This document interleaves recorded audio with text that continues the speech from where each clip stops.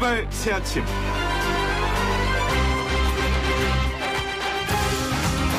박원순 시장으로부터 위계에 의한 성폭력을 당했다는 피해자 A씨의 변호인이 어제 기자회견을 열었습니다.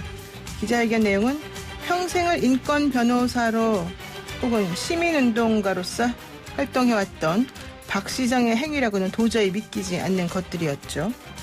더욱이 피해자는 내부에 보고를 했지만 그럴 사람이 아니다라면서 실수로 받아들이라고 하거나 비서 업무는 보좌하는 역할이자 노동이다.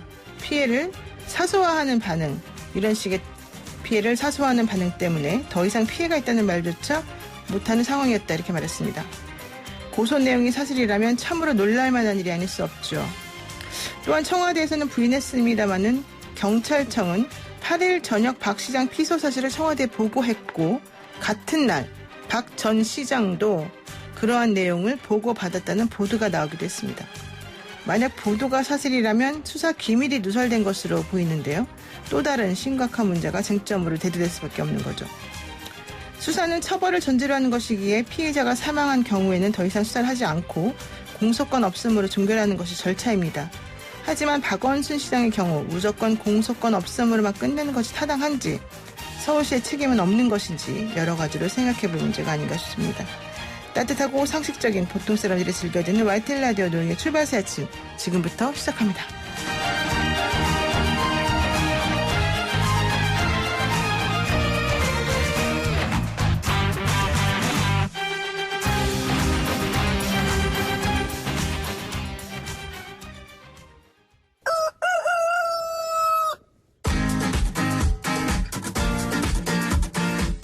어디서든 꼭 끼어들 수 있는 오늘의 뉴스 꼭 끼요. 네, 매일 어디서든 꼭 끼어들 수 있는 오늘의 뉴스를 골라서 정리해드리는 시간입니다. 조현정 시사평론가 함께하겠습니다. 안녕하세요. 네, 안녕하세요. 고 박원순 서울시장의 극단적 선택 이후에 이제 연결식이 끝나자마자 또 네. 파문이 연결식 있을 때도 마찬가지였지만 끊이지 않고 있습니다. 계속해서 저희가 좀 봐야 될 부분들이 한두 가지가 아닌데요. 어제 기자회견 내용 많이들 지켜보셨을 겁니다. 네, 그렇습니다. 그리고 비서 A씨의 호소문 이런 것들도 있었고 여러 가지가 내용이 있지만 간단하게 압축을 하면 4년간 업무 시간 전후를 막론하고 성추행을 계속해왔다. 부서 이동을 한 뒤에도 개인적인 연락이 이어졌다. 그리고 피해자의 도움 요청에도 불구하고 서울시 내부에서 그럴 리가 없다. 이런 식으로 이를 일축하거나 외면했다. 이런 식으로 좀 정리를 해볼 수 있겠습니다. 그랬군요. 만약에 보고가 이루어졌는데도 일축하거나 외면했다, 이 말이 사실이라고 한다면 사실은 상당히 서울시의 책임 또한 우리가 생각해보지 않을 수가 없는 상황인데요. 내용을 들어보면 사실은 생각한 것보다 좀 수위가 셌어요. 네. 예. 사실 제가 여기서는 좀 안 하려고 했는데 워딩에서는 침실 이런 얘기도 있었고요. 네. 그런데 이제 서울시는 그래서 서울시에 대한 책임에 대해서도 언급을 변호사님께서 해주셨지만 서울시가 고소권에 대해서 절차가 종결이 됐음에도 불구하고 진상조사에 나서겠다 이렇게 얘기를 했는데 여기에도 또 피고소인의 방어권 확보가 불가한데 어디까지 이거를 수사를 할 수 있겠느냐, 좀 이런 우려의 목소리도 있습니다. 그리고 A씨 측은 지금 2차 가해 행위자도 또 추가로 고소한 상태고요. 결국 서울시에서 조사한다는 거는 6층, 그 시청에 그렇죠. 보면 6층에 모여있는 분들이 계시는데 그 라인에 있는 사람들을 중심으로 해서 조사를 해보겠다라는 거인 것 같고요. 또 지난 4월에 있었던 비서 추행을 일으켰던 다른 B씨 관련된 내용도 한번 확인한다는 뜻인 것 같은데요. 문제는 이런 게 있어요. 형사적으로 박원순 시장에 대한 공소권 없음 때문에 박 시장에 대한 수사는 진행이 안 된다 하더라도요. 실질적으로 박 시장이 서울시에 소속되어 있는 시장이었기 때문에 네. 기관의 책임을 또 우리가 묻지 않을 수가 없어요. 민사적으로. 네. 그러니까 형사적으로 그 박 시장이 만약에 그런 행위를 한 것이 인정이 된다라고 고소인이 주장을 해서 그 서울시에 근무했던 공무원들을 대상으로 해서 또 같은 범죄 혐의 공범이라던가 직무유기라던가 이런 걸 가지고서 고소를 한다면 그분들에 대한 수사를 하는 과정 중에서 뭔가 좀 밝혀질 가능성이 있고요. 네. 또 하나는 서울시의 자체적인 민사소송 또 하는 과정에서 여러 가지 것들이 내용이 나올 수는 있을 것 같습니다. 그래서 지금 이게 어떻게 될지는 좀 앞으로 봐야 될 것 같습니다. 그리고 또 하나가 있죠. 고소인은 박 시장에게 자신의 이런 그 고소 사실을 알린 적이 없는데 바로 그날 박 시장이 그런 내용을 알고 어떤 대비를 한 거 아니냐. 네. 이런 얘기 나오지 않습니까? 예, 그래서 지금 이게 어떻게 박 시장 귀에 들어갔느냐 이게 논란이 되고 있고, 그렇죠. 예, 청와대, 경찰, 서울시가 진실 게임을 벌이고 있습니다. 모두가 몰랐다, 알려준 적이 없다 이런 식인데, 청와대는 그러니까 경찰은 청와대에는 보고를 했지만 서울시나 박 시장에게는 알린 적이 없다. 또 청와대는 관련 내용을 박 시장에게 통보한 사실이 없다. 서울시는 피소 사실을 아예 몰랐다. 지금 이런 식이거든요. 근데 경찰의 설명으로는 보통 경찰이 성폭력 사건을 다룰 때는 특히나 피해자에게 위해를 가할 가능성 때문에 굉장히 좀 보안에 특히 신경을 쓴다. 그렇죠. 예, 그렇게 얘기를 하면서 박 시장 본인에게는 고소 사실을 통보한 적이 없고 그저 이제 고소장을 접수한 상태에서 어떻게 수사할지 그림 정도 그리는 상황에서 갑자기 박 시장의 실종 신고가 접수된 것이다. 이렇게 설명을 하고 있습니다. 그러니까 지금 진실 게임이 돼버렸네요. 청와대, 경찰, 서울시. 네. 그러니까 기본적으로 서울청에서 이제 이 조사를 했기 때문에 서울청은 경찰청이 알리는 겁니까? 네, 그럼 네. 경찰청은 청와대에다가 이제 그렇죠. 주요 인물에 대해서 이런 피소가 됐다. 이 사실을 알리는 거죠. 예, 이 보고 라인인 네, 거죠. 보고 라인이 기본적으로 있는 거죠. 그러면 청와대에서 서울시에 알리거나 만약에 서울시에서 알았다면 경찰에 있는 누군가가 서울시에 흘렸거나 루트가 그렇게 두 가지로 되는 거 아니겠습니까? 지금 그런 것들이 제기가 되고 있습니다. 네. 뭐 여권 인사 중에서 흘러갔다라는 것들이 제기가 되고 있는데 청와대는 일단은 부인했죠. 예, 아니라고 일축을. 근데 또 동아일보는 또 확정적인 것으로는 좀 약간 보도를 한 내용이 있었어요. 사실 이번 일 관련해서 좀 그런 확정적인 뭔가 워딩을 쓰는 제목을 다는 그런 언론 보도들이 좀 문제가 되고 있기도 한데요. 네. 일단 미래통합당은 굉장히 여기서 공세를 벌이고 있는 시작한 그렇죠. 모습입니다. 주호영 원내대표 경찰 수뇌부나 청와대를 통해서 전달됐을 가능성을 계속 제기하고 있고요. 장례 절차가 이제 마무리가 됐기 때문에 미래통합당은 이제부터 성추행 의혹 규명의 총력전을 펼치겠다는 계획을 갖고 있습니다. 일단 우선 통합당이 경찰청장 인사청문회에서부터 따져 물을 예정인데요. 고소장을 접수하고 처리하는 과정에서 문제점이 없었는지, 박 시장에게 내용이 전달됐다면 어떤 경로를 거쳤는지 이런 것들을 집중적으로 확인하겠다고 나섰습니다. 그런데 지금 이번에 있는 인사청문회의 그 후보자는 경찰청장 후보자는 지금 이 사건을 모를 거 아니에요? 원래 그분이 지금 경찰청에서 경찰청장으로 있는 게 아니기 때문에 네네네. 그런 현안 질문을 경찰청장이 할 수 있습니까? 그것도 좀 문제가 있는 거로 얘기가 좀 되고 있기 때문에 현안 질문을 할 수 있는지 어디까지 할 수 있는지 이런 것들도 조금 공방으로 오고 갈 가능성이 있고요. 이게 정말로 만약에 넘어간 게 사실이라면 수사기밀이 이렇게 막 함부로 누설대도 되는 것인지 이런 부분도 매우 문제가 될 수 있을 것 같습니다. 자, 그런데 결국 민주당 이해찬 대표 어제 기자협회에서도 막 성명까지 났습니다. 그 당시 조문을 하는 당시 기자에게 예의가 아니다. XX 자식 이러면서 좀 욕했던 것이 좀 드러났었지 네네네. 않습니까? 어떻게 됐습니까? 일단 이 피해자 고소인 측에 대해서 그 사건에 대해서 이런 상황에 이르게 된 것에 사과드리고 예기치 못한 일로 시정 공백이 생긴 것에 대해서 좀 책임을 느낀다. 이런 쪽으로 사과를 했고요. 네. 그리고 기자에 대해서 그렇게 좀 발언을 한 부분에 대해서는 일단은 한국기자협회가 성명을 내고 사과를 촉구한 상태입니다. 그런데 그 부분에 대해서는 사과를 직접 한 건 아니죠. 네네. 그 피해자에 대해서만 이제 피해 그렇습니다. 호소 여성의 아픔을 위로 표현한다 이런 정도만 얘기한 거죠. 예, 그래도 이번 사태에 대한 당 차원으로서는 첫 입장 표명인 거죠. 그렇군요. 근데 그 앞서서 그전에는 김혜영 최고위원은 또 2차 가해면 안 된다 이런 얘기를 하기는 했죠. 네네네. 근데 그건 공식적인 건 아니라는 거죠. 예, 이런 대표가 나서서 지도부가. 예. 네, 그렇군요. 자, 근데 2차 가해가 상당한가 봐요. 어제 기자회견 하는 와중에 고소인 측에서도 2차 가해 때문에 우리가 추가 고소했다 이런 얘기도 네. 나오고요. 또 서지현 검사한테 비난을 하는 메시지가 많이 간다면서요? 저는 이거 좀 깜짝 놀랐는데요. 네. 예. 그러니까 서지현 검사가 그 미투 우리나라에서 1호라고 할 수 있죠. 네 미투 때문에 사람이 죽었으니 책임져라. 네 미투 때문에 피해자가 용기를 내고 이런 일이 벌어졌으니까 책임져라. 이런 메시지를 받는다는 겁니다. 그래요? 예, 그래서 서지현 검사가 숨쉬기조차 나는 쉽지 않았다. 명복을 빈다고 말하는 분도 피해자 옆에 있겠다고 말하는 분도 나는 부러웠다. 이렇게 토로를 했습니다.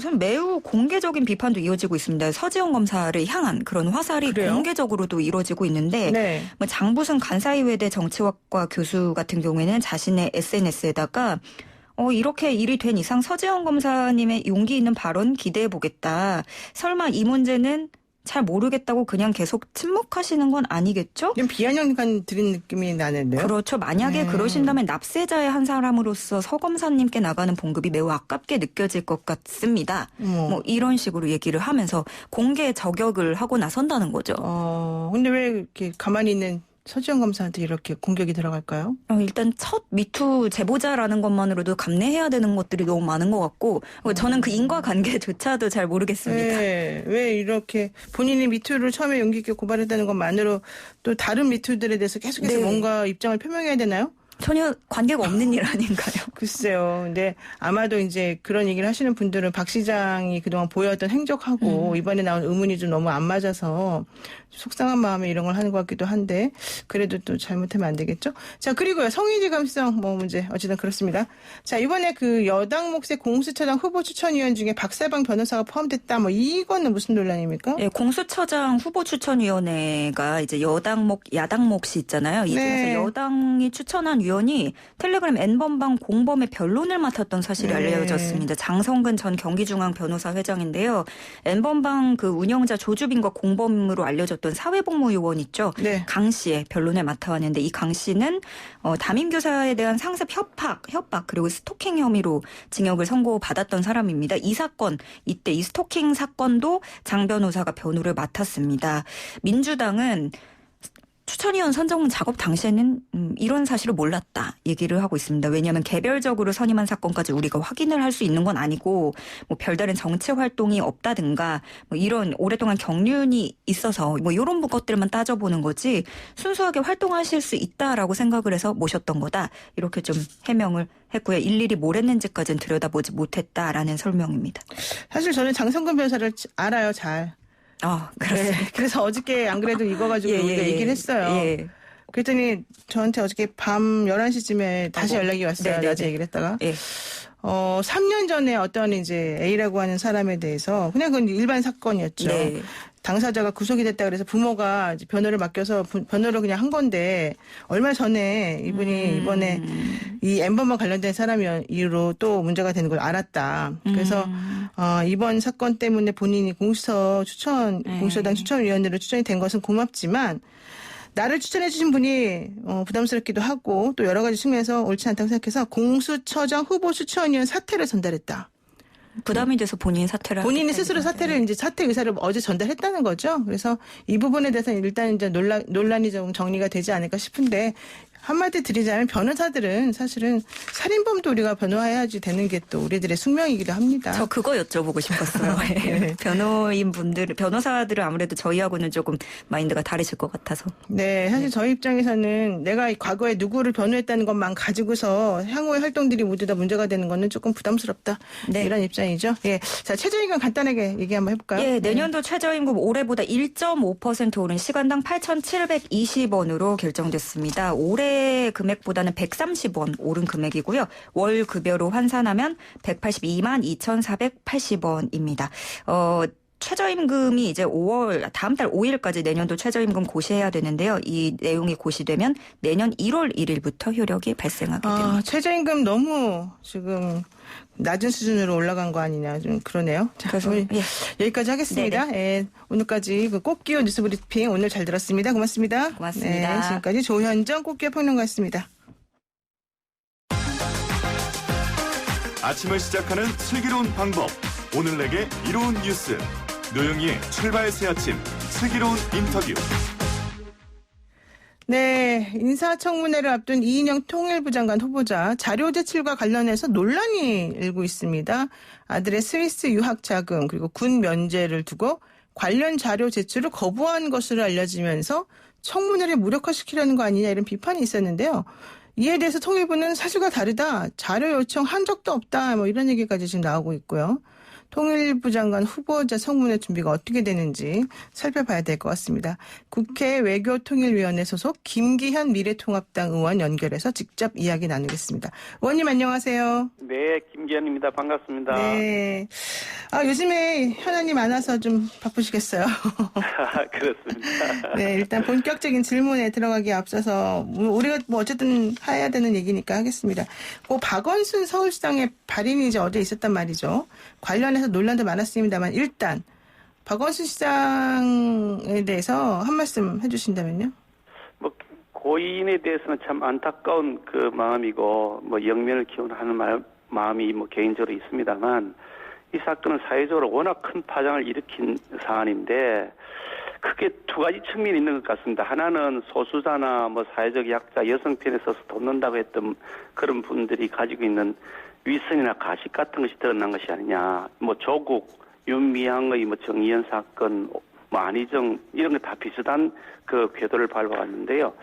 그런 측면 위선과 가식 또 두 번째로는 거대한 권력 카르텔에 의해서 살아있는 권력 집단이 한통속이 되어서 피해자의 그 호소를 묵살해버리고 은폐하고 사건을 조작한다라고 하는 숨막히는 나라. 이건 뭐 피해자가 만들어놓은 입장문에도 그렇게 써놨는데요. 그런 나라가 되고 있던 측면이 지금 강력하게 지금 증거에 드러나고 있다. 그런 측면에서 매우 이 사회적으로 좀 파장이 크다 이렇게 생각합니다. 그렇군요. 거대한 권력 카르텔이 결과적으로는 작동을 해서 피해자에게 무거운 짐을 지게 한 거다. 또 하나는 소위 말하는 뭐 인권을 옹호한다는 사람들이 보여주는 사회적 약자에 대한 뭐 가식, 위선 이런 것들을 우리가 생각해보지 않을 수 없다. 이런 얘기시군요. 좋습니다. 근데 이제 이런 얘기도 한번 여쭤보겠습니다. 뭐 조문 논란 여부도 있었고, 뭐 애도가 먼저냐 추모가 먼저냐 뭐 여러 가지 복잡한 얘기가 많이 나왔는데요. 우선 고소가 되었다는 것만으로 무조건 가해자를 전제하면서 이런 식으로 어떤 공격을 퍼붓는 거 이거는 좀 타당하다고 보시나요? 그 부분에 대해서는 원론적으로는 맞는 말씀입니다. 그런데 이 사건은 고소만 된 사건이 아니고요. 네. 피해자가 구체적 증거자료 물증을 다 제시하면서 어저께 변호사를 통해서 다 밝혔지 않습니까? 네. 매우 상세하게 그리고 증거자료를 통해서 다 밝혔고 만약에 그 고인께서 정말 떳떳하다 그러시면 그분에 대해서 해명을 하면 될 터인데 해명조차 안 하고 그 극단적 선택을 하셨단 말이죠. 네. 이런 전체적 상황을 보면 그 피해자라고 하는 여성이 뭐가 지금 자기에게 무슨 유리한 일이 있다고 이렇게 없는 말을 지어서 내겠냐는 거죠. 상식적으로 생각해보면 사실이 뭔지는 뻔한 거 아니겠습니까? 그러니까 이거는 뭐 고소가 되었다는 것만으로 가해자에 대해서 어떻게 가해자를 전제하는 건 옳지 않지만 이 사건은 단순히 그렇게만 바라볼 건 아니다 이런 얘기군요. 물증이 다 입증이 되고 있고요. 또 피해자라고 하시는 분이 지금 현직 공무원이신데 네네. 그분이 없는 말을 지어내가지고 자신에게 무슨 이익이 되겠다고 이렇게 하겠느냐 하는 것도 하고요. 또 고인이 지금 돌아가시는 시점에서도 제2차 가해가 워낙 심각하게 일어나니까 나는 내 개인적 명예가 실추되더라도 진실은 밝혀야 되겠다, 밝혀달라 이렇게 호소하고 있는 거 아닙니까? 네. 그러면은 그 형사소송법상으로는 어쨌든 이제 처벌할 대상이 없어지면은 공소권 없음으로 종결하는 게 맞는데 이 사건 같은 경우에 처벌이 만약에 가능하다 하더라도 박원순 시장은 이미 돌아가셨잖아요. 그러면 처벌 대상이 없는 건데 그래도 계속 수사는 해봐야 됩니까? 이런 거죠. 그러니까 박원순 그 고인 그 전 시장의 경우에는 뭐 돌아가셨으니까 공소권 없음이지만 네. 이 사건 그동안 피해자의 호소에 의하면 여러 차례 시청 내부에서 호소를 했는데도 다 묵살해버렸다는 거니까 네. 이것은 공직자로서 해야 될 직무를 명확하게 위반한 것이고 여차하면 직무유기가 되거나 증거인멸에 공범이 될 수도 있는 것이다. 그런 측면이 남아있고요. 또 거기에 더해서 지금 그 후에 수사하는 과정에서 경찰이 이걸 청와대에 보고했다는 것이고 어떤 과정을 통해서인지 뭐 지금 덜 확인이 되어 있습니다만 그 박원순 그 고인에게 지금 전달되었다고 하는 것이 피해자의 주장 아닙니까? 그런데 네. 그 과정은 공무상 기밀이 누설된 것이고 수사 기밀을 누설해가지고 증거를 인멸하는데 은폐하는데 조작하는데 참여한 것이다라고 볼 수 있기 때문에 이 부분에 대해서는 책임을 져야 될 명확한 이 입장에 있는 사람들이 있고요. 네. 특히 문재인 대통령께서도 지난번에 그런 말씀을 하셨는데 그 고 장자연 사건 또 뭐 김학의 전 차관 사건 이런 것들에 대해서 공소시효가 끝나도 사실을 가려달라 검찰과 경찰 조직의 명운을 걸고 책임을 지고 수사를 하라. 이렇게 지시를 한 적이 있습니다. 그에 따라 수사가 물론 되었죠. 네. 그런데 이 사건의 경우에 지금 대통령께서는 입을 닫고 아무 말씀도 안 하시거든요. 대통령께서 이 사건이 이렇게 큰 사회적 파장을 일으키고 있고 국민적인 분노로 오르고 있는데 나서셔가지고 이 부분에 대해서는 사건을 수사해야 된다라고 말씀하셔야 되는 거 아닌가 저는 그렇게 생각합니다. 대통령이 나서서 그래야 일관성이 있는 거죠. 자기 편일 때는 봐주고 자기 편 아닐 때는 오히려 덮어버린다. 이런 식으로 오해를 받으시면 안 되지 않겠습니까, 대통령께서요? 그렇군요.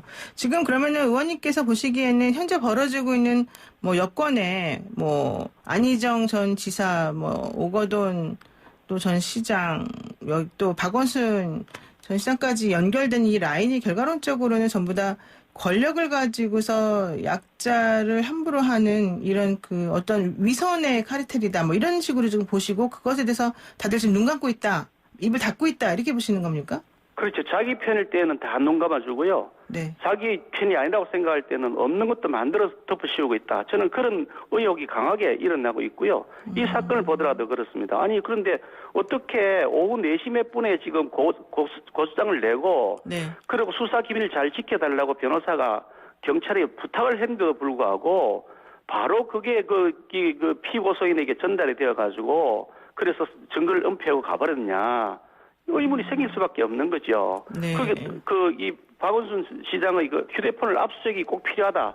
그거를 위해서라도 보안을 지켜달라 했다는 것이 변호사의 얘기인데 지금도 압수수색도 지금 적어도 휴대폰에 대한 압수수색은 방장돼야 되는 거 아니겠습니까? 누구 말이 맞는지 확인할 수 있는 가장 정확한 자료가 거기에 남아 있는데요. 네. 그런데 지금 그렇다면 수사 기밀을 누군가가 누설했다는 게 지금 전자로 깔리는 얘기가 될 텐데. 누가 누설을 어떻게 할까요? 이게 가능한가요? 그거 청와대에 보고했다는 거는 지금 사실 실패했지 않습니까? 경찰청에서 보고하게 돼 있다는 거죠. 그렇죠. 일부 언론에서는 청와대에서 본인에게 직접 알려줬다고 하는 그런 기사가 나와 있는데 청와대는 아니라고 부인했습니다만. 청와대는 부인했습니다만 그 기사가 없는 것을 그녀가 만들어냈을까 하는 의문이 생기는 거죠. 아니 그 기자분이 없는 말을 그렇게 만들어냈겠냐는 거죠. 그래서 이 사건을 은폐하기 위한 거대한 권력의 개입이 있다. 진실 은폐하고 조작하기 위한 그런 개입이 있다. 그래서 그 부분을 조사하기 위해서 제 생각으로는 특별검사를 임명을 하거나 아니면 국정조사를 하거나 형태로 해서 이 부분에 대한 진실을 밝혀야 될 필요가 있다. 저는 그렇게 생각합니다. 특별검사나 국정조사가 필요할 것 같다. 지금 청와대가 개입됐다는 강력한 의혹이 지금 제기되어 있으니 일반적인 절차를 통해서는 되지 않을 것 뻔하지 않겠습니까? 보나마나 덮어버릴 텐데요. 그러니 이것은 야당이 추천에 의해서 아니면 여야 합의해서 추천된 특별검사에 의해서 수사를 하거나 적어도 국회 차원에서 국정조사는 반드시 필요하다. 그렇게 생각합니다. 그리고 좀 전에 의원님께서 이제 서울시에서 그 시장 이외에 나머지 사람들에게도 얘기를 했지만 결과적으로는 아무것도 해결되지 않은 그 부분에 대해서도 좀 짚어야 된다고 말씀하셨지 않습니까? 그러면은 서울시에 대해서도 책임을 크게 물어야 된다 이렇게 보십니까? 서울시 자체적으로 당연히 책임이 있죠. 지방단체장이 가지고 있는 그 막강한 권한에 의해서 많은 것들이 눌려져 있다는 것이 우리 사회에 보편적으로 인식되어 있는 사실인데 그 상태에서 비서실에 있는 그 여비서가 4년 동안에 걸쳐서 지속적으로 그런 성적인 그런 폭력을 당했다고 호소를 하는데 어떻게 그걸 그 정도는 참아라. 그거는 비서진이 그 심기 관리를 해야 되는 것이다. 그런 일이 있겠느냐 하고 덮어버렸다 그러면 공무원이 직무를 제대로 못한 것이죠. 그런 거 하지 말라고 내부 시스템을 만들어놨는데 작동이 안 된 것이니까 책임이 있는 거죠. 네, 알겠습니다. 자, 이제 그럼 이제 청문회 관련 질문 드리겠습니다. 이인영 통일부 장관 후보자에 대한 청문회를 앞두고 있는데 자녀 병역 의무 이행, 또 스위스 유학 자금 출처, 또 내지는 의원의 재산 형성 과정 이런 것들에 대한 자료 제출 요청이 거부됐다 뭐 이렇게 주장을 의원님께서 하셨어요. 근데 통일부나 이인영 의원 측에서는 그런 사실 없다. 아예 자료 요청 자체가 없었다 이런 얘기를 하던데 이건 무슨 말입니까? 그 없는 말을 제가 그럼 지어냈으면 제가 의사실에 대한 책임을 져야 하는데 없는 말을 지어냈겠습니까? 서면으로도 요청했고 구두로도 요청을 했는데 언제 요청을 했습니까? 인사청문 요청이 후보가 발표된 직후죠. 후보 정식으로 직후. 서류를 다 접수한 자료가 다 있으니까 네네네. 말하는 거죠. 근데 왜 그러면 뻔한 그리고- 거를 거짓말 할까요? 그러면 통일부? 그러니까 그 통일부 공무원이 명확하게 우리 직원에게 그렇게 얘기를 했고요. 네. 그래서 민감한 자료인데 이거 좀 처리해주면 안 되겠냐, 너무 심한 거 아니냐. 그렇게 얘기를 하면서 제출을 거부했으니까 아니 제출 거부하게 되면은 네. 청문을 못 한다. 그래서 성실하게 자료를 제출하라고 제가 얘기를 했죠. 지금 이제 제출하겠다 그러니까 네. 제대로 제출하는 것인지 또 미정하면서 뒤로 미루진 않을 건지 일부만 찔끔찔끔 내진 않을 것인지 잘 챙겨볼 예정입니다. 그러면은 뭐 이인영 의원 측이나 통일부에서 처음에 얘기했던 민감 정보라서 거부한 적 없다 이런 말은 거짓말이라는 얘기세요? 그 입장은 제가 명확하게 다 여러 차례 밝혔습니다. 명시적으로 문서를 통해서 다 밝혔습니다. 그렇군요. 자, 근데 아직 어쨌든 간에 이제 이 외통위가 공식 출범하지 않았는데 그렇기 때문에 정식 요구는 아니다. 이런 얘기를 사실 하면서 의원님의 말이 좀 틀리다라는 주장을 하기도 하던데요.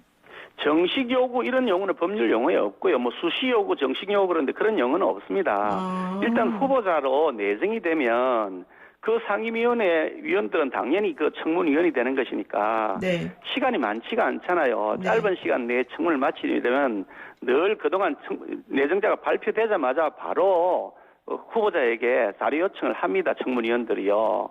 그동안 늘 그렇게 해왔고 또 관행적으로 그 부분에 대해서 다 답변해 왔는데 아니 답변하시면 될 일 가지고서 뭐 떳떳하다고 그러시는데 답변하시면 될 일이지 뭘 이름처럼 핑계를 대시는지 잘 이해가 안 되네요 저는요.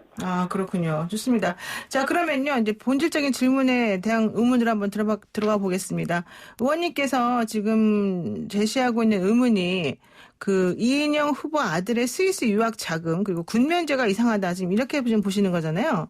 어떤 면이 문제가 된다는 거예요? 스위스 유학 자금 관련해서? 우선 스위스 유학 자금만의 문제는 아닌데요. 네. 스위스에 유학을 가게 된 과정에 있어서도 조금 이상한 측면이 있다는 생각을 가지고 네, 있어서 어떤 아직 면이 뭐 확인된 이상할까요? 팩트가 아니기 때문에 구체적으로 말씀드리기는 그렇습니다만 이 자제분 아드님이 다녔던 파주에 있는 어떤 그 교육부 미인가 학교가 있었는데요. 예. 그 교육부 미인가 학교에 있다가 바젤 디자인 학교인가를 그 유학을 한 것으로 나타납니다. 이것도 뭐 그 저기들이 내부적인 자료 조사를 통해서 확인한 것인데요. 네. 그 유학을 가게 된 과정도 이상하고 거기서 또 학위 과정을 마쳤다고 하니까 학사 학위 과정을 마쳤다고 하는데 그 부분에 대한 아직 확인을 안 해주고 있습니다. 후보자는요. 그런데 저희들이 여러 가지 조사를 해보니까 그런 것으로 지금 여러 가지 자료가 나타나고 있어서 만약에 스위스에 있는 바젤 디자인 학교 네. 여기에 학사 학위 과정을 마쳤다 그러면 그 절차가 정당한 것이었느냐 교육부 미인가 학교에서 지금 거기에 갈 수 있는 것이 타당한 것이냐 법적 제도상 가능한 것이냐 이런 부분들에 대한 조사가 필요하거든요. 또 특히 그 파주에 있던 그 미인가 학교 거기에 이사로 등재되어 있는 분을 보니까 그 후보자의 부인 그러니까 아드님의 모친이 거기에 이사로 등재가 되어 있어요. 그래요? 또 거기 이사 중에 뭐 SK 최태원 회장의 네네. 부인 네. 이혼을 지금 하셨는지 어떤지 잘 모르겠습니다만 노소영 씨 예. 이런 분도 거기 이사로 등재가 되어 있어서 언론 보기에는 조금 이상하다 뭐가 좀 뭐 이상한 것이 없을 수도 있겠죠. 뭐 해명하게 달려 있는데 네. 그래서 그 해명 자료를 지금 달라고 요구하고 있는 것이고요. 네. 유학하는 과정도 바젤이라는 대학이 그 넘베오라고 하는 사이트가 있는데 이게 뭐 세계 각 도시 생활비 지수를 발표하는 데인데 여기 작년 그 넘베오 사이트의 생활비 지수가 네. 바젤이라는 도시가 세계 2위의 도시입니다. 비싸다는 거군요. 예, 매우 생활비가 비싼 곳이죠. 서울은 그 21위거든요.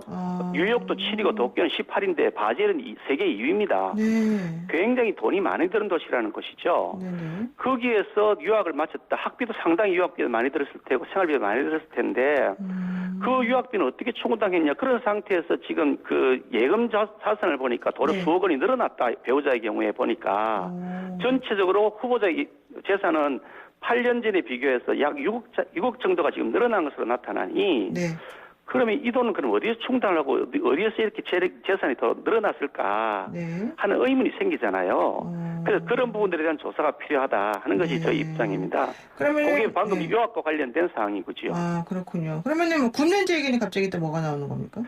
병력 문제는 지금 뭐 후보자의 경우에는 그 수용 사실이 있어서 네네, 면제가 그렇죠. 되었다 하니까 뭐 네, 그건 네. 이해가 됩니다. 뭐 네. 그거는 이해가 되는데 아드님의 경우에 이 병력 면제를 받는데 신체 검사에서 뭐 척추에 질병이 있다 이래서 이게 진단을 받아서 면제가 되었는데요.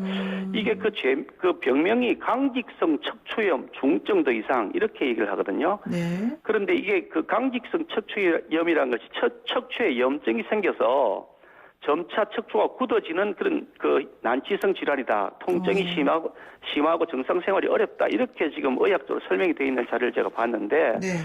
그런 상태였다 그러면 5급 판정 그러니까 그 면제 판정 받은 것이 2016년도 그때인데요. 그 2016년 그 바로 직후에 그 몇 달 후에 그 아버지 선거운동도 열심히 지원했고 또 레이싱용 카트 그러니까 이게 이 레이싱용 차 같은 카트가 있습니다. 그걸 아주 허리를 유연하게 움직여가면서 능숙하게 운전하는 그런 동영상을 저희들이 확인을 했거든요. 네. 그래서 이 이상하다. 척추에 심한 그 질병이 있는 분이 과연 이런 걸 할 수 있을까? 또 맥주 박스를 들고 가는 모습도 나타난단 말이죠. 네. 그래서 이 부분에 대해서도 우리 상식적으로 이해가 잘 안 되니 이 부분에 대한 자료를 좀 제출해달라 이렇게 요구하고 있는 거죠. 아빠 찬스, 엄마 찬스가 쓰인 건 아니냐 이렇게 또 보시는군요. 아빠 찬스, 엄마 찬스에 대한 의문이 있으니 네. 이 부분을 해명해달라라고 요구하고 있는 겁니다. 알겠습니다. 오늘 말씀 여기까지 듣겠습니다. 고맙습니다. 네, 수고하셨습니다. 네, 지금까지 김기현 미래통합당 의원이었습니다. 네, 노영의 출발새 아침 1부 순서 마칩니다.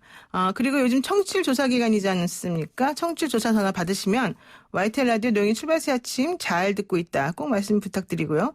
청취율 조사 이벤트 함께 진행합니다. 지금 듣고 계신 YTN 라디오 노영의 출발새 아침 청취 인증샷을 사진 첨부 100원의 유료 문자 샵 0945번으로 보내주시면요.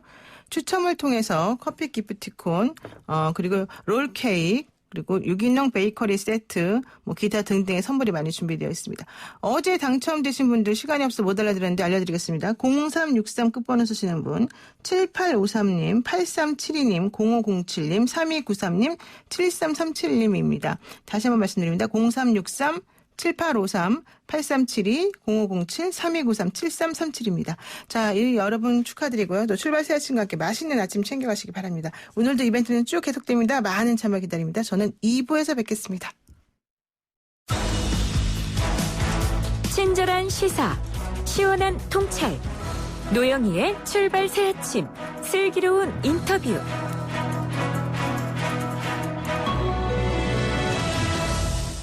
네, 어제 고 박원순 서울시장 연결식 이후에 박원순 서울시장을 성폭력 특례법 위반 혐의로 고소한 피해 호소인 측의 기자회견이 있었습니다. 지금 스튜디오에는요, 서혜진 한국여성변호사회 인권이사님 나오셨는데요. 어제는 한국여성변호사회에서 또 피해자를 위해서 성명서를 또 내기도 했습니다. 성명서 내용이 어떤지 좀 한번 여쭤보고요. 해당 직원이 어떻게 피해를 호소했고 그동안의 문제 해결이 왜 되지 않았는지 이런 여러 가지 이유들을 한번 나눠보도록 하겠습니다. 변호사님 안녕하세요. 네, 안녕하세요. 네, 어제 고 박원순 시장 연결식이 있었는데요. 사실 지난 9일부터 어제 이르기까지 정말 너무 급박한 상황들이 많이 벌어졌지 않습니까? 어떻게 보셨습니까? 사실 연결식을 하기까지 장례 형식이라든지 조문에 대한 찬반 여론 이런 것들은 상당히 이제 시끄럽고 문제가 많았었죠. 근데 저는 개인적으로 연결식을 지켜보지는 않았습니다만은 어찌되었든 이 장례 기간 동안 이제 박원순 시장에 대한 이제 국민들 각자의 가치관과 철학에 따라서 이 고인에 대한 어떤 공과를 평가했던 시간을 갖지 않았을까라는 생각을 해봤습니다. 네, 그랬군요. 여기 대해서 이제 두둔하는 측과 그러니까 피해자를 두둔하는 측과 또 박원순 시장을 지지하는 측이 조금 서로 많이 다른 것 같더라고요. 그래서 좀 갈등도 많이 야기가 되는 것 같고 2차 가해도 이어지는 것 같고요. 이건 어떻게 보세요? 일단 조문의 형식 조문을 하느냐 안 하느냐 이 문제부터 상당히 정치인들이 대부분이기 때문에 이런 조문의 행위 자체가 좀 정치적으로 받아들였을 수 있고 이 부분에 대해서 어떤 고소인에 대한 배려가 없는 행동이 아니냐 이런 지적도 많았고 네. 또 이제 박원순 시장의 어떤 좀 지지하는 측에서는 이건 당연히 사망한 사건에 대해서 어떤 고인에 대한 최소한의 애도의 형식인데 여기에 큰 어떤 정치적인 의미를 부여하지 말아달라 이런 얘기도 있었죠. 그리고 네. 여러 가지 얘기가 사실 있었지만은 결국에는 이 부분에 대해서는 우리 사회가 앞으로 좀 논쟁을 통해서 좀 풀어야 될 문제라고 생각을 합니다. 네, 그렇군요. 자, 한번 본격적으로 얘기를 한번 해보겠습니다. 어제 2시에 기자회견을 했습니다. 뭐 김재련 변호사가 중심이 돼서 말하기도 했고 또 뭐 여성의전화 성폭력 상담소에 그런 분들이 대신해서 말씀들을 많이 했는데요. 뭐 상세한 내용은 말하지 못하겠다고 했지만 그 어제 나온 내용만 보더라도 사실은 조금 충격적이긴 했습니다. 뭐 피해 여성 무릎에 멍이 들었으니까 여기 대해서 먼저 어쩌고저쩌고 하면서 입술을 접촉했다. 뭐 지문을 침실해서 뭐 안아달라고 했다. 뭐 텔레그램을 통해 음란한 문제를 보냈다. 뭐 이런 정도의 내용이었는데요. 이건 어떻게 보세요? 뭐 이 얘기 자체가 뭐 대리인을 통한 제가 봤을 땐 극히 일부의 피해 진술이었다고 저는 생각이 들어요. 극히 일부군요. 예, 모든 것을 다 얘기하기는 상당히 부담스러웠을 거라고 생각을 하고요. 네. 일부의 고소장을 통해서 이제 고소 사실로 적시한 것 중에 이제 일부 그리고 뭐 얘기해도 될 만하다 싶은 것들에 대해서 이제 먼저 얘기를 하신 것 같고. 그러니까 수위가 높거나 예. 뭔가 이상한 거는 아직 말도 안 했다는 네, 거예요? 아직 말을 하지 않았을 가능성이 좀 높다고 생각을 합니다. 뭐 이 기자회견이 사실 어제 한 번으로 끝날 것 같지도 않고요. 네. 예, 앞으로도 뭐 어쨌든 고소인 측에서 요구 사항이나 요청 사항이 있었기 때문에 네. 이런 것들이 뭐 제대로 좀 이루어지지 않는다면 고소인 측에서 당연히 또 몇 번의 기자회견을 더 할 수도 있다고 저는 생각이 들거든요. 그래서 뭐 당연히 뭐 어쨌든 아직은 사실상 수사가 공식적으로도 종결된 것이 아니기 때문에 네. 고소인 입장에서도 모든 고소 내용을 사실은 이 기자회견을 통해서 말하는 것에 좀 부담이 있었을 거라고 생각을 하기 때문에 좀 극히 일부의 사실만 일단 이야기하지 않았나라고 저는 그렇게 봤습니다. 그런데 어제 그 기자회견을 본 사람들 중에 일부는 또 이런 얘기를 하더라고요. 변호인이 증거라고 냈던 것 중에 하나가 그 텔레그램 방에서 초대한다라고 하는 그런 비밀방으로 초대한다라고 하는 그 메시지가 뜬 캡처 화면을 어제 증거를 냈잖아요. 근데 그걸 보고서 아니 뭐 텔레그램 방에서 비밀방으로 초대한 거가 무슨 증거가 되느냐 이제 이런 얘기를 하면서 여성분이 너무 오버한다 이런 지적을 하기도 했거든요. 이건 어떻게 보세요? 뭐 제가 볼 때는 그 증거의 제시도 좀 어느 정도 일부분만 하지 않았을까 생각을 합니다. 왜냐하면 그 자리에서 사실 모든 거를 다 얘기를 할 수 있는 상황도 아니고 또 어제는 어쨌든 이런 사건이 불거지고 나서 최초로 이제 고소인의 입장을 밝히는 자리였기 때문에 고소인의 어떤 심경이라든지 이 상황에 대한 의견 정도의 표명이 더 좀 표명에 좀 더 방점을 찍은 기자회견이 아니었나 생각을 하거든요. 물론 증거를 좀 더 제시하라. 그렇게 좀 우리를 설득하라. 이런 입장도 분명히 있는 것이고 또 뭐 어떤 포털 사이트 보면 그런 것들이 이제 댓글의 상위에 랭킹이 되어 있어요. 그러면 물론 증거의 제시도 중요한 상황이지만 어떻게 보면은 이제 고소인도 이런 관련된 증거를 어느 정도 확보를 하고 뭐 예를 들어 사설 복구 업체에 어느 정도 자신의 스마트폰은 좀 복구하는 작업을 하고 이런 거를 좀 확보를 해서 저는 수사기관에 제출을 했다고 생각을 하거든요.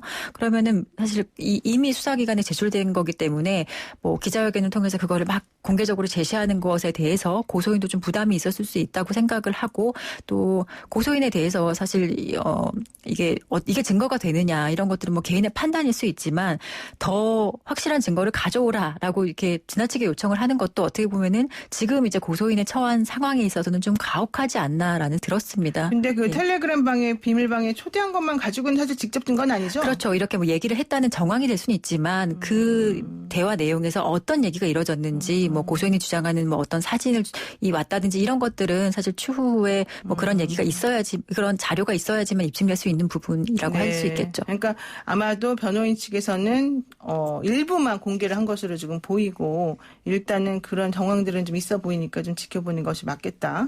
이런 입장인 것 같아요.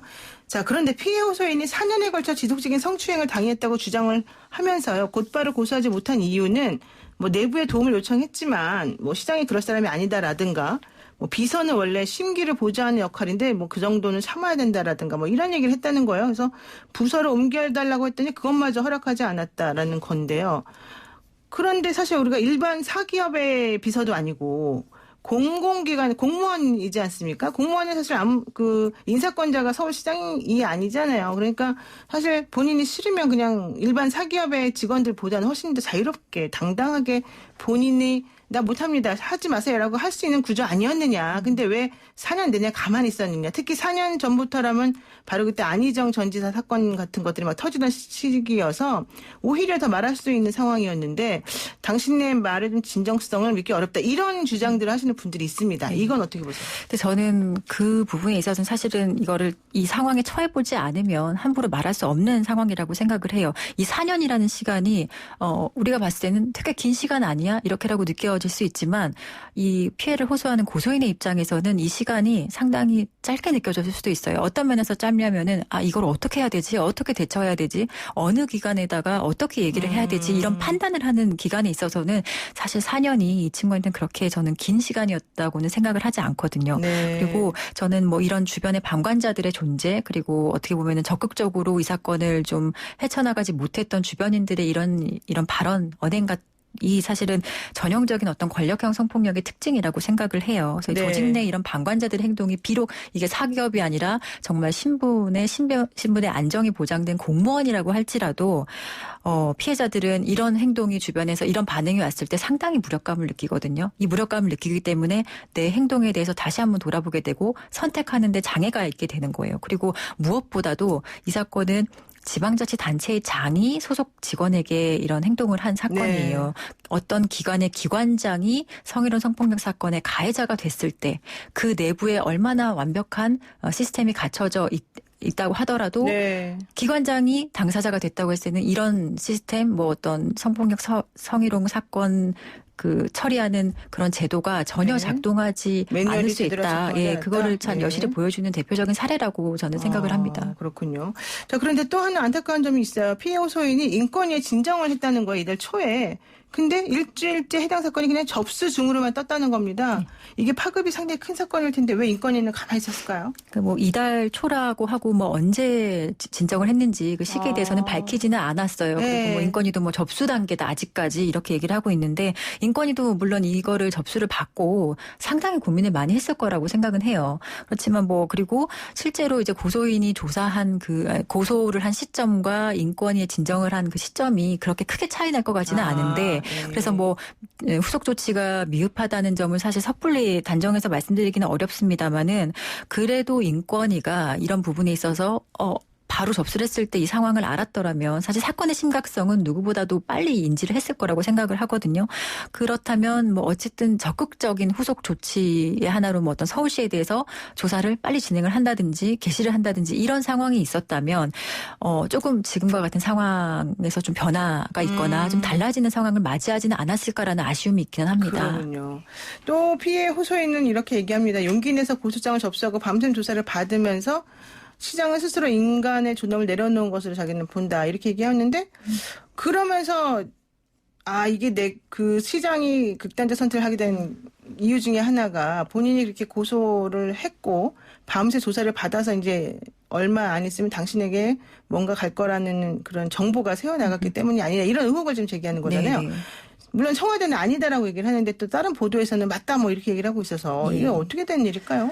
그래서 지금 이 박원순 시장 피고소인 신분을 가지는 박원순 시장에게 고소인이 고소한 어떤 내용과 그런 사실이 전달이 됐느냐, 전달이 됐다면 어떤 방식으로 전달이 됐느냐 이 부분에 대해서 사실은 저희 통상적으로 일단 형사 절차에서 고소인의 어떤 고소 내용이 그대로 피고소인 측에 전달되는 경우는 없죠. 있으면 이게 상당히 문제가 있는 것인데 그렇죠. 청와대는 전달한 적이 없다라고 이제 사실 무근이다라고 밝히기는 했지만 이 부분에 대해서 고소인 입장에서는 사실 고소장 접수를 하고 고소인 조사를 한 10시간 가까이 한 것 같아요. 그래서 4시쯤 오후 4시에 접수를 하고 다음날 새벽 2시 반에 고소인 조사가 끝났다고 하거든요. 그리고 사실상 그날 밤에 이제 박원순 시장이 사망했다는 이제 보도가 나왔었는데 그렇다면 이게 너무 고소인 입장에서는 빠르게 피고소인 측에 전달된 것이 아니냐 하는 의심을 당연히 할 수밖에 없고 또 이렇게 피고소인 측이 좀 유력한 상대방이라든지 저명한 공인이라든지 이런 경우에는